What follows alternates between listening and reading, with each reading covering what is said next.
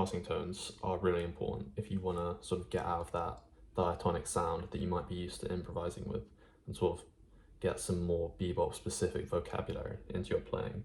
If you transcribe monk, bird, bub pow, you'll see these passing tones used often, and you'll see them used musically, and that's sort of what you want to try and get at. You want to learn what these passing tones sound like, but also what they feel like in your hands. You should have hand positions that you're comfortable playing that use these passing tones. So before we start, there'll be some exercises at the end of the video that you should practice, but you'll need to practice them in all 12 keys. So there'll be a PDF in my school community. It's free. You should go and download it, and you can practice these in all 12 keys. Secondly, maybe make sure you're sat at your piano for this, because there'll be some guided practice at the end. So if we take E flat major, for example, it could be any major key you practice this and start out with. If we just improvise using the diatonic set of notes, it sounds fine.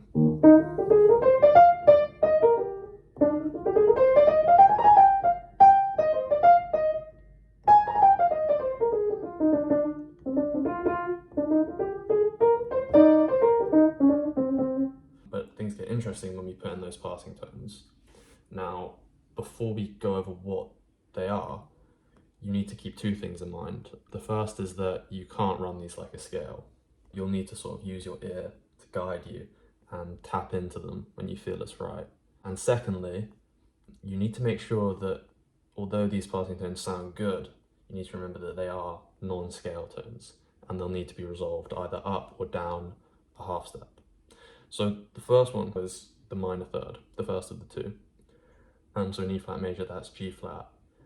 And we can really think about using these passing tones in three ways. The first is that we start our line on the passing tone, so we could use it as a pickup.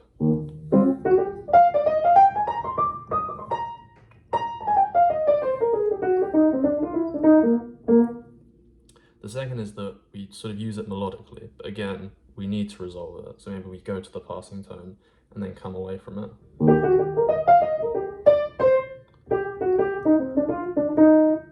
And the third way is that we sort of catch it in the scale. You'll want to make sure that you land chord tones on beats, and you'll just need to use your ear to guide you with that. So, for example, say we go like this, we run down from the E flat,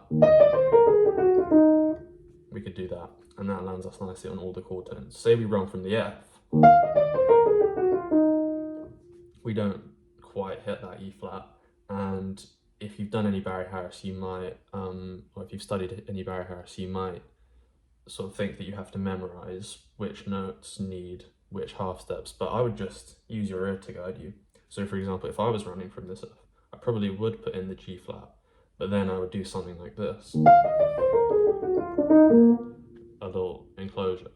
Okay, the flat 6, B in E flat, is pretty similar. We can use it in all the same three ways. So starting on the passing tone, using it melodically, and catching it in the scale. Now, if you know about the Barry Harris 6th diminished scale,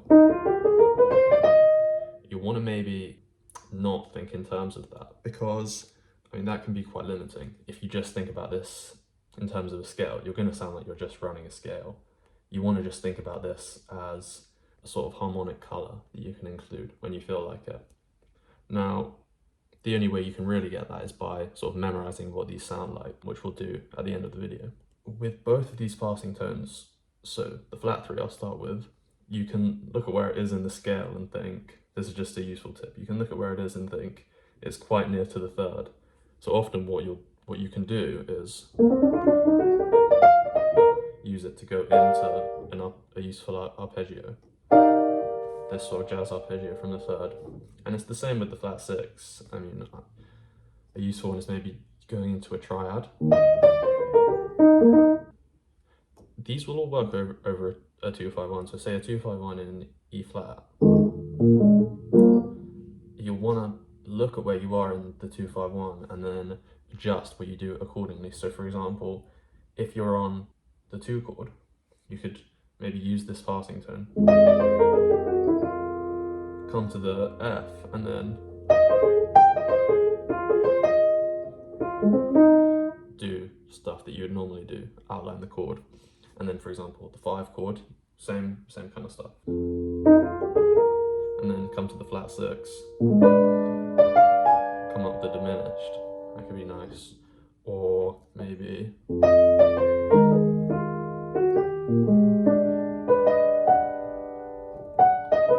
could be an interesting kind of an augmented thing. That's kind of an altered dominant sound. And that could work coming from the flat 3. Or you could go straight from the flat 3. You could go.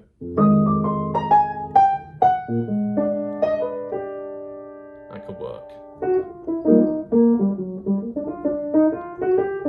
I'd encourage you to just play around with this sound, see what works, use them in the 3 ways that I've mentioned, and practice just connecting this passing tone, resolving it, and then playing something.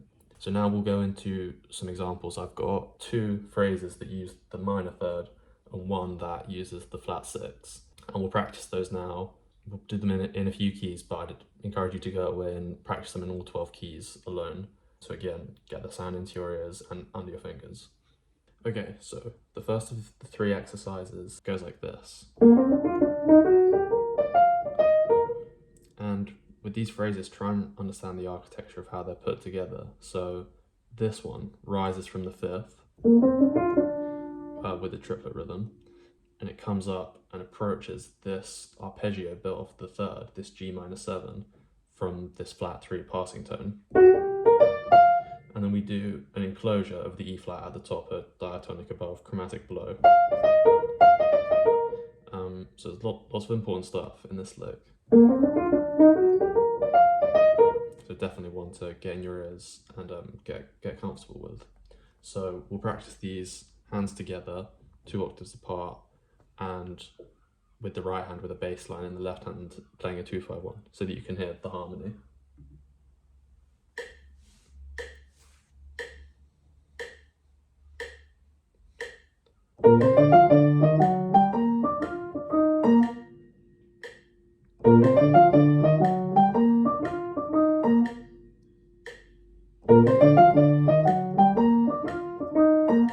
Okay, and now in C.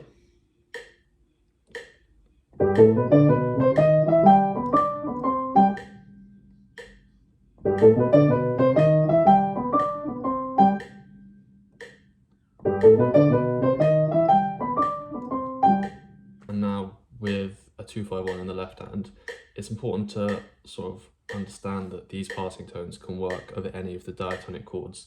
You just have to resolve them, right? So listen to how this sounds.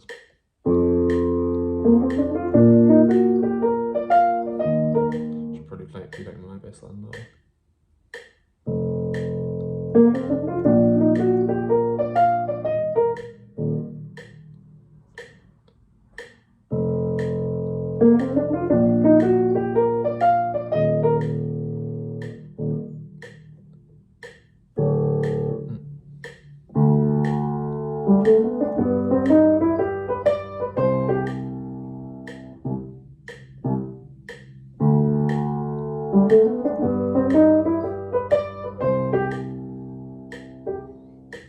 Okay, the next lick, or the next phrase, is similar to the first one and it uses the minor third. It sounds like this. But instead of going up this G minor 7, so sort of the 3rd, 7th, 9th, and 5th of this E flat major, we're coming down a 6th chord, which is an interesting shape.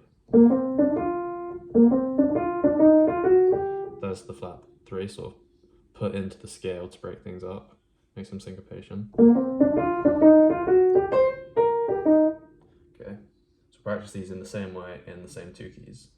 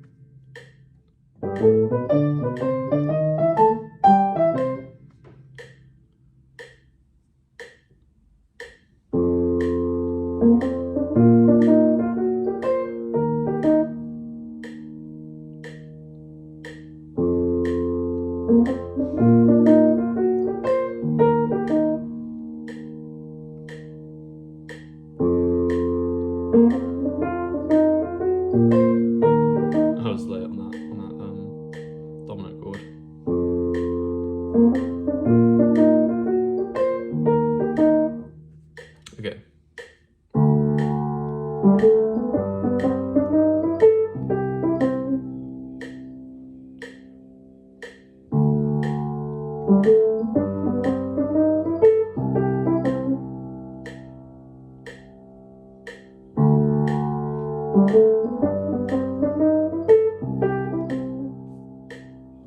Okay, so, and you can rewind these as many times as you want, or even slow the video down, or even just pause the video and use your own metronome at your own speed. The last lick of the last phrase uses the flat 6 instead of the flat 3.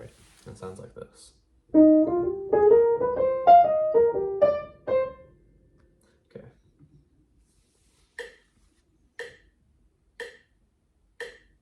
Starts on the 3.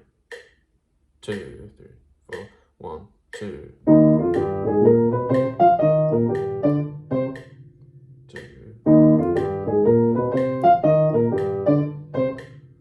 2, 1, 2, 3.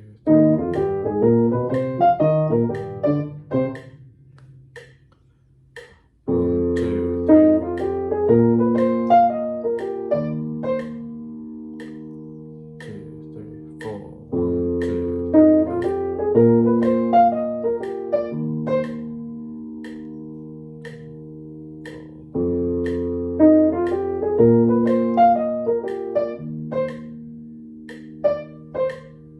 Okay, practice those in those keys, get them confident, and then do them in all 12 keys. This is an important sound to have in your fingers.